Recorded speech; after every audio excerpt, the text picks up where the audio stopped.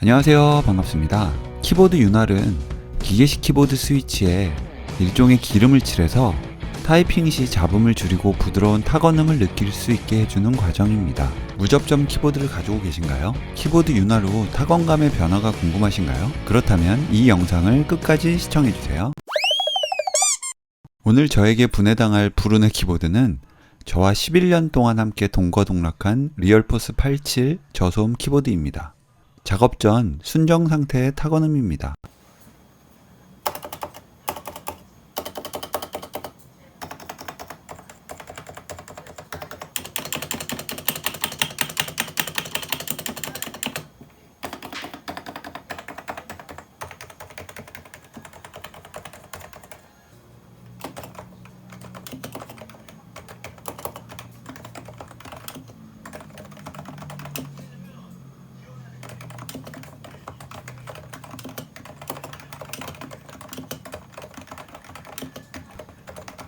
저소음 모델이긴 하지만 확실히 리얼포스의 묵직하게 도가기는 일명 초콜릿 부러뜨리는 특유의 타건감은 다른 키보드에서는 찾을 수 없는 타건감입니다.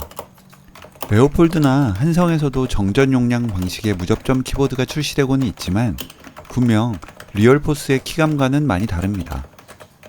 오늘 저는 보강판 도색, 스위치 윤활, 스테빌라이저 윤활, 키보드 흡음재 추가 작업을 해보려고 하고요. 작업을 위한 물품은 보강판의 방청과 도색을 위한 카스프레이, 그리고 리얼포스 러버돔 변형이 오지 않는다는 검증된 윤활제 크라이톡스 105와 크라이톡스 205, 그리고 붓, 핀셋, 흡음재는 신슐레이터 OT를 준비했습니다. 크라이톡스 윤활제는 105를 주문했는데 사장님께서 103을 보내주셔서 이거 잘못 보내주셨어요 라고 문의드렸더니만 103을 하나 더 보내주셨습니다. 다음 주문 시에도 잘못 보내주셨습니다. 제가 감사의 마음을 조금이라도 전하고자 영상 정보란에 구매 정보를 링크를 걸었으니까요. 윤활을 계획하고 계신다면 한 번쯤 참고해 보셔도 좋을 것 같습니다. 일반 기계식 키보드에 비해서 정전 용량식 스위치 윤활은 스위치 분리 시 납땜을 제거하는 디솔더링 작업이 필요 없어서 다들 너무 쉽다 라고 말씀을 하셔서 저도 윤활에 도전했습니다. 먼저 키캡을 분리합니다. 리얼포스 키보드는 기성품 키보드 중에는 굉장히 비싼 가격을 자랑합니다. 제가 10년 전에 구매할 때 가격이 37만원 정도를 주고 구매를 했고요.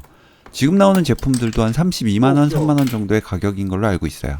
그런데 이 비싼 키보드가 키보드 보강판에 녹이 쓰는 단점이 있어서 오늘 제가 윤활 작업을 하면서 도색 작업도 같이 진행해 보려 합니다. 분리한 키캡은 세척을 잘 해서 보관합니다. 다음은 하우징을 분리하고요. 하우징 분리는 하단의 걸쇠를 손으로 풀면 쉽게 분리됩니다. 상판을 뜯어내고 나사를 분리한 다음 보강판과 기판을 분리합니다. 종종 키캡을 분리했지만 이렇게 뜯어내니까 먼지가 제법 많아요. 기판 뒤에 나사가 정말 많습니다. 다른 곳에 정말 쓸데없었던 저의 힘없던 보시 3.6 전동 드라이버가 키보드 분해 시에는 정말 유용했습니다.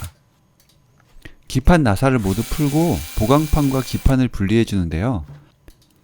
이 리얼포스의 키보드는 러버돔이 기판에 붙어 있어서 이걸 모두 분해하면 다시 조립이 굉장히 어렵다는 걸 이미 저는 학습을 통해서 알고 있어서 최대한 러버돔이 떨어지지 않게 조심스레 보강판을 분리했습니다.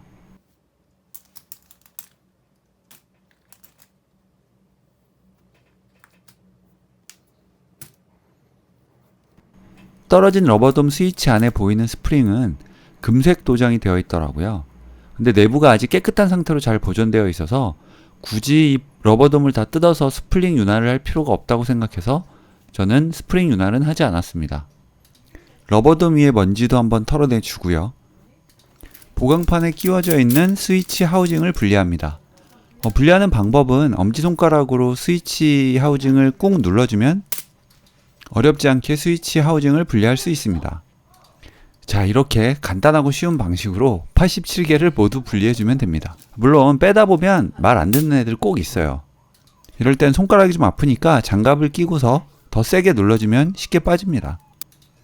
그쵸, 이게 보강판에 녹이 좀 많이 쓴 부분이 보입니다. 녹이 쓴 부분은 사포를 통해서 사포질로 갈아냅니다. 이 사포질은 방 안에서 할 수가 없잖아요. 그래서 베란다로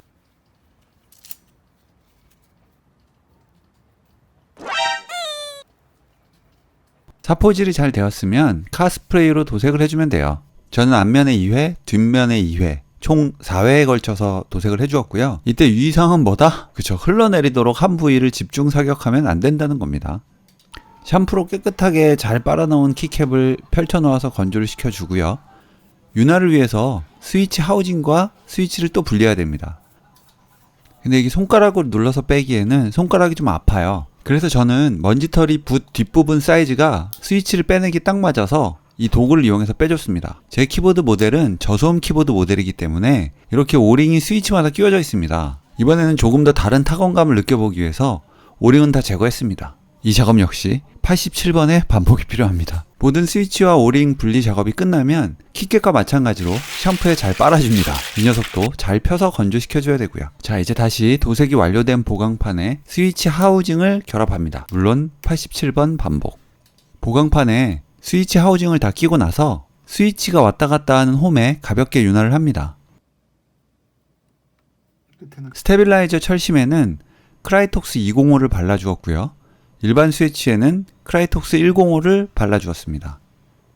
105 같은 경우에도 점도가 좀 있긴 해요. 근데 더 찐득한 107을 살 걸 그랬다는 생각도 잠시 들었습니다. 이 87개의 스위치를 하나씩 칠하다 보면 그냥 윤활제에 담 갖다 뺄까? 라는 욕망에 사로잡히게 되는데요. 이럴 땐 잠시 마음을 비우고 커피 한 잔의 여유를 즐기고 다시 붓질을 해주어야 합니다. 자, 이제 윤활제를 다 발랐으면 스위치를 스위치 하우징에 끼워서 보강판 작업을 완료해줍니다. 이 보강판과 기판을 덮을 때가 가장 난이도가 높은 작업이고요. 러버돔을 분리하지 않았음에도 유격을 잘 맞추어서 덮어주는 것이 저는 가장 난이도가 높은 작업이었습니다. 분해했던 나사를 다시 조여주고요. 키보드에 플라스틱 소음을 잡기 위해서 흡음재를 깔아줍니다. 저는 신슐레이터 5T를 구매할지 10T를 구매할지 망설였는데요. 5T를 구매하기를 잘한 것 같습니다. 10T는 너무 두꺼워서 기판에 좀 무리가 갈 것 같은 느낌이 들었고요. 기판 연결 후 나사를 조이고 상판을 잘 덮어줍니다. 흡음재가 들어가서 그런지 상판을 덮기가 조금은 뻑뻑해졌어요. 다음은 키캡을 끼웁니다. 윤활이 완료된 타건감이 어떨지 완전 기대됩니다.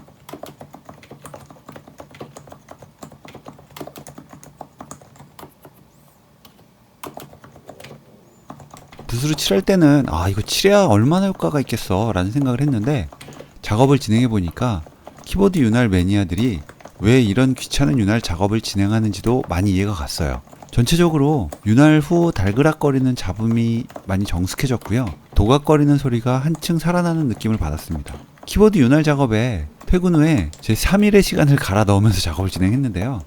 직접 해보니까 공방에서 키보드 풀 윤활하고 방청 도색 작업을 할 때 왜 10만원 정도의 금액을 받는지도 충분히 이해가 됐습니다.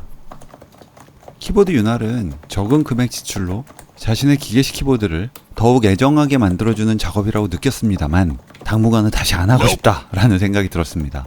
가볍고 경쾌한 타건음을 좋아한다, 이러면 윤활은 안 하는 게 좋을 것 같고요. 묵직한 키감, 여기에 도각이는 키감의 소리를 살리고 싶다 라고 한다면 윤활을 하는 것이 저는 좋았습니다.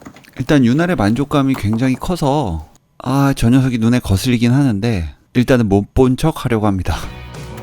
오늘 제가 준비한 영상은 여기까지고요. 무접점 키보드 윤활에 대해 궁금한 점이 있으시면 댓글 달아주시고요. 저는 다음에 더 좋은 영상으로 찾아뵙도록 하겠습니다. 감사합니다.